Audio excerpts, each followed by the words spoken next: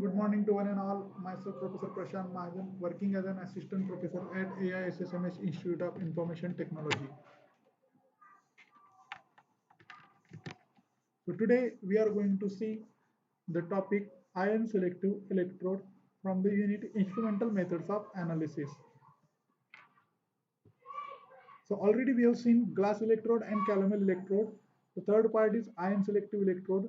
So ion selective electrode, the name itself indicates that the electrode is specific for a particular ion. Means what? If the ion is H plus selective, then that membrane is called as glass electrode. If it is selective for calcium, then it is called as calcium ion selective electrode.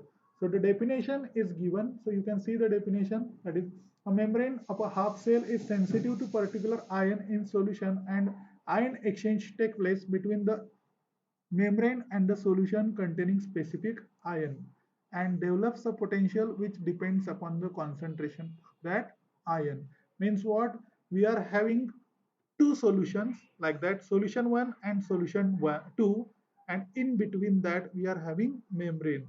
So this difference between the concentration of the solution 1 and solution 2, it is measured by this membrane. So that will be the ion selective electrode. So you can see the definition again. In this electrode, a suitable non-porous membrane separate the two solutions containing same ion of different concentration. Potential is developed on both sides of the membrane. So here is the potential is going to be developed, and here. So this is ion selective electrode. So ion selective electrode detects and measure the concentration of the ion in the solution. So some advantages are given for the ion selective electrode. So first, it is mechanically strong. That means it can be used for wide range of temperature. Second, it is resistant to the solvent attack. That means it can be used for colored and turbid solutions. Third point, resistant to chemical attack means it will not get dissolved in the chemicals. And last, conductor through ion exchange. So that are some advantages of ion selective electrodes. So there are five types of ion selective electrode based on the type of membrane. So first is glass membrane electrode, so which we have already discussed in the previous lecture. Then solid state membrane electrode, then liquid membrane electrode, gas sensing electrode, and last is enzyme based electrode, that is also called as biochemical electrode. So first, that is glass membrane electrode. It is similar to the glass electrode which we discussed in the previous lectures. So in that we are having only that Li glass. Instead of that we are having Na glass. So that is the only difference. Remaining part is the same.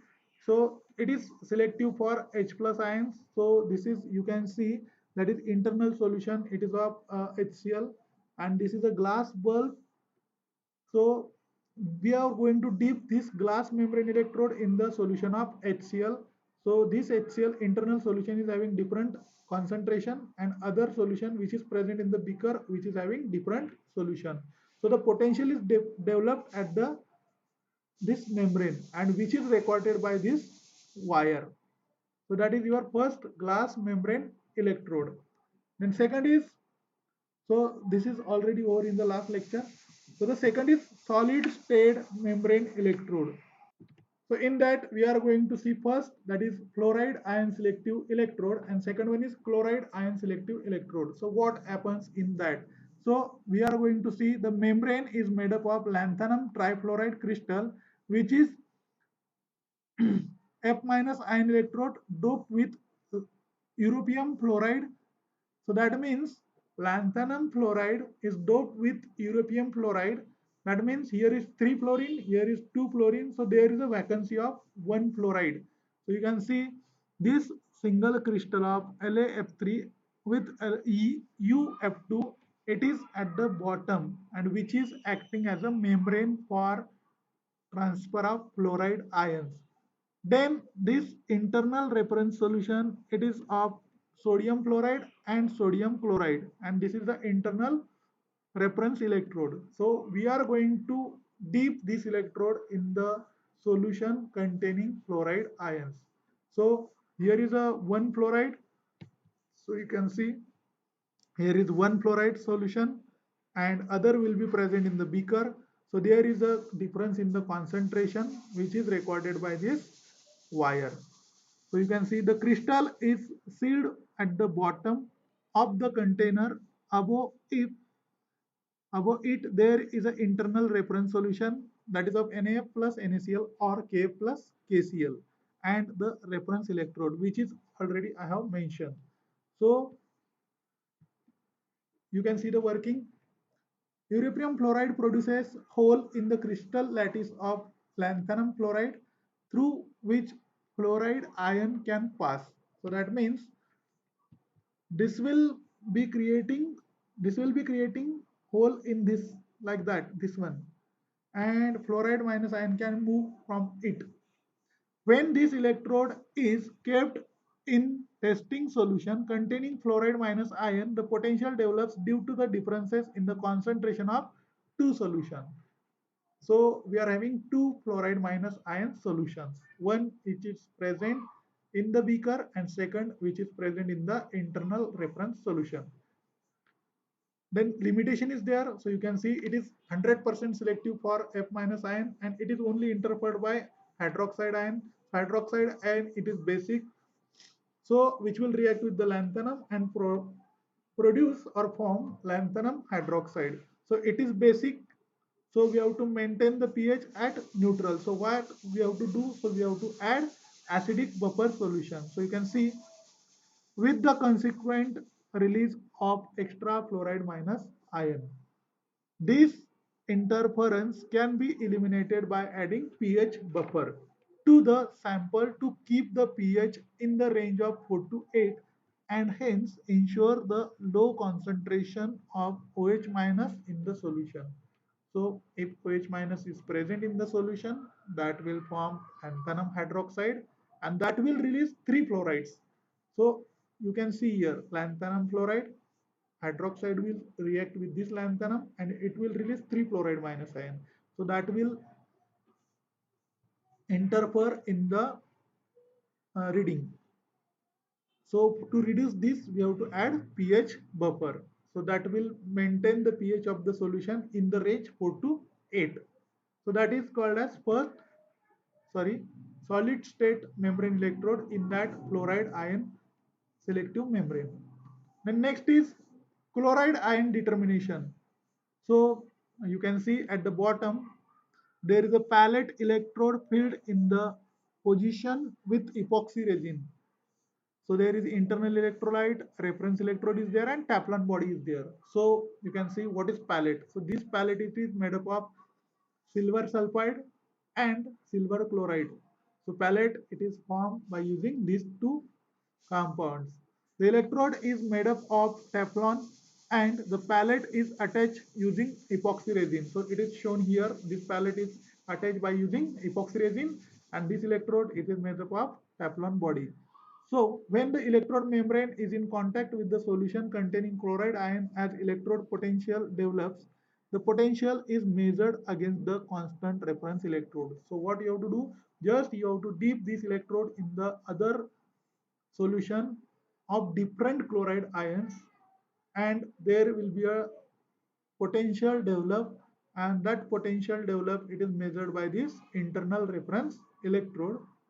So that is called as chloride ion determination. Then third one is gas sensing electrode. So these electrodes are useful to analyze the gases like ammonia, NO2, SO2, carbon dioxide and hydrogen sulfide. So means this electrode is particularly selective for analyzing gases. So for example, a nitrate ion selective electrode is for only nitrate. A sulfide ion selective electrode, it is for only sulfide. So what is the mechanism? So you can see in the diagram at the bottom, there is a gas permeable membrane. So this is a gas permeable membrane through which gas goes to the internal solution and it will change the pH of the internal solution. So the change it is measured by this internal electrodes. So you can see what is that gas permeable membrane.